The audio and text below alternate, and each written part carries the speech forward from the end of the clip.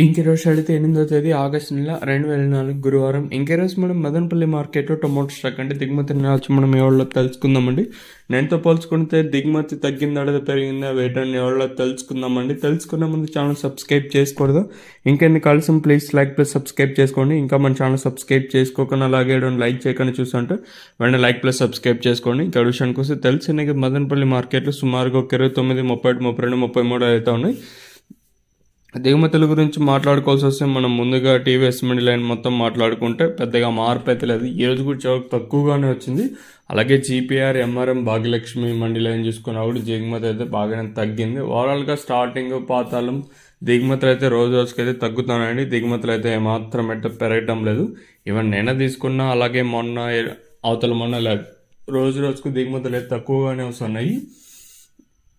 మరి చూద్దాము ఈ ధరలు అనేది ఏ విధంగా వెళ్తాయి చూడాలి. ఇదండి ఇన్ఫర్మేషన్ ప్రస్తుతానికి ఉన్నది. మనకు వేలంపాట్లు అనేది ఒక్కొక్కసారి అంటే 8:30కి ప్రారంభం అవచ్చు, 8:35, 8:40కి అయితే ప్రారంభం అవుతూ ఉంటుంది. మరి చూద్దాము ఈ ధరలు అనేది ఏ విధంగా వెళ్తాయి చూడాలి.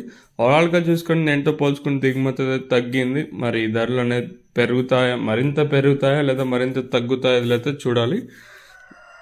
ఒకటైతే వాస్తవం, దిగుమతి అయితే రోజు రోజుకైతే తగ్గుతూ ఉంది. మరి అనంతపురం ఆ విధంగా వస్తుంది. సో మన మదనపల్లి మార్కెట్కి ఈ విధంగా దిగుమతులు అయితే వస్తుంది. సో రెండు ఉల్టా అయితే జరుగుతూ ఉన్నాయి. మరి చూద్దాము ఈ ధరలు అనేది ఏ విధంగా వెళ్తాయి చూడాలి.